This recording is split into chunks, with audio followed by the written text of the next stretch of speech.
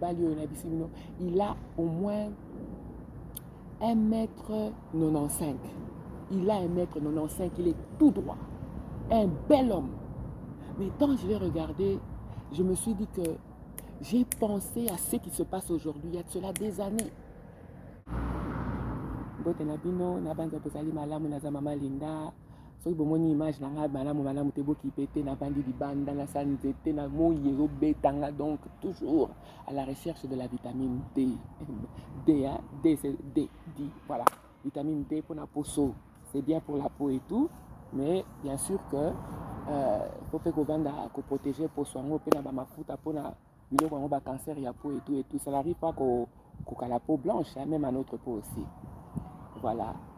Alors, eloko penza tikenga na sola na bino na uti libanda eza jenomo na moni yeyo na lakisa bino elenge mobile. J'espère que l'image va bien se voir. Bien sûr que Nazipi elongi na ye, hein, il a ses droits, je n'ai pas l'autorisation de relaxer elongi na ye. Nazipi elongi na ye, mais c'est un homme que je connais Nami Souboye tout le temps que je suis ici en Angleterre, ou bien à partir de 1996, Naebi Mobalio, Nazo Monikaka, quand il était encore jeune et fort, il passait toujours devant moi. Il est très grand de taille. Alors ça m'intriguait, ça c'est ce qui m'intéressait le plus, c'était qu'il était tellement grand, je crois qu'il doit facilement faire 1,95 m. Yeah. Black guy, très beau, fort, il marchait là, mais il y a une chose, Azaki toujours au tambola, là le beau qu'on a moutou naïe, Azaki toujours sa tête, il était toujours, Azaki toujours boina moutou naïe. Donc, Azaki le balobaye moko, il était dépassé. Comme le balaye moko azol tambola kaka, toujours soucieux, comme ça, toujours comme ça. Alors je me disais toujours, mais ce type il ressemble à mes frères. Qu'est-ce qu'il a tout le temps à marcher moutou naïe kaka boye, souci, sera talio, nous azomi le balaye moko et tout.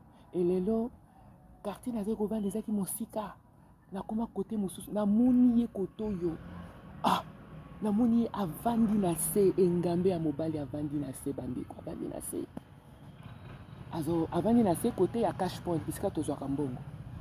Ah mais non, il est mendiant, il demande de l'argent.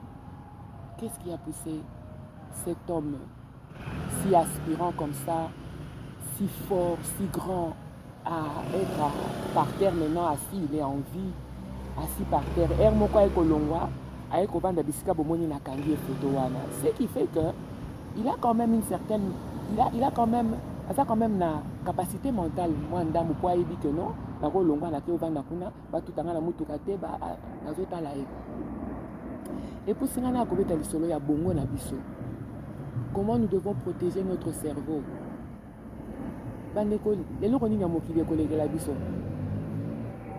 Surtout si on vit selon ses propres moyens, on vit selon ses capacités, on vit selon ma coquine ailleurs, on est droit dans la vie. Et là, il peut arriver, on peut être traumatisé dans la vie.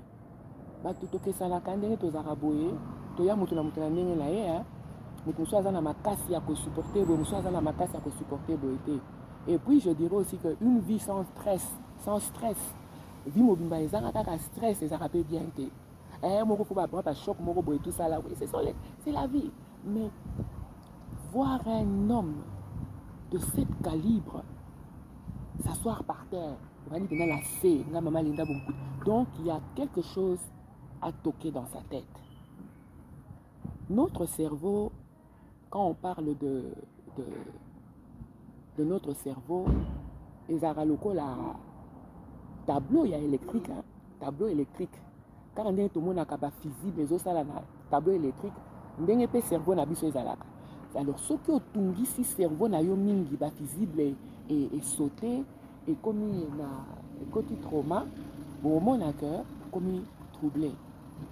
En tant qu'infirmière qualifiée, que ça soit malade mental, que ça soit malade physique, on recourt toujours à la pharmacie. Nyonso ezara toujours réglé dans des produits pharmaceutiques.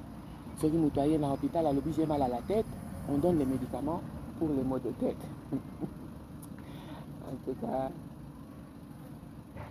on donne les médicaments pour les maux de tête. Ceux qui me dit que non, j'ai mal au ventre, on va donner les médicaments. Si j'ai la constipation, on donne les laxatifs. Si j'ai la diarrhée, on donne les médicaments. C'est ça, on recoupe toujours aux produits pharmaceutiques. Je sais qu'il y a des produits naturels. Il y en a des gars qui naturels les alliés. Et il y en a aussi Bakendaka Bokoko. Tout ça là, on respecte position à Mutuna Mutume. Les produits pharmaceutiques existent. Ceux qui aux alina on parle de la schizophrénie. Mais là, je n'ai pas fait ce qui se remonte au vivre vie normal. Ceux qui aux alina mutumoko la épilepsie. Tu as des convulsions. Kende, bakope sa yo ki simoko yebana awa en Angleterre, ba tunyoso babela ka épilepsie, ba melaka ki soano ba benga ka sodium valproate. Et ko sunga yo na ba kintuntu na yo ko bela to mona mutu malgré kaza la diagnostic ya épilepsie, mais à tout kakate à ça là autant d'années sans faire des convulsions. Je suis dehors, je m'excuse, hein. La vie continue quoi. Sauf que dans la dépression et que comme il a été moko, tu commences à tout fermer. Moi, la moto la tombe à éclairage la chambre a été. Toutes les fenêtres sont fermées, les portes sont fermées, les rideaux. Il y a l'indika molidia bomi donc ça c'est une dépression qui commence à tendre vers la sévérité. Vraiment, l'entourage botika mutande ngwana calmete, vous me mettez pas à minganga. Mingi mate ananga ya lelo ezali bandeko. Notre santé mentale, elle est aussi très importante. Sans une bonne santé mentale, au Sahani, au Kota, l'ifelo, hein? Non, pas l'ifelo. Au Kota Nini, on dit ça comment? Au Kota Foulou, voilà. Au Kota Foulou. Donc,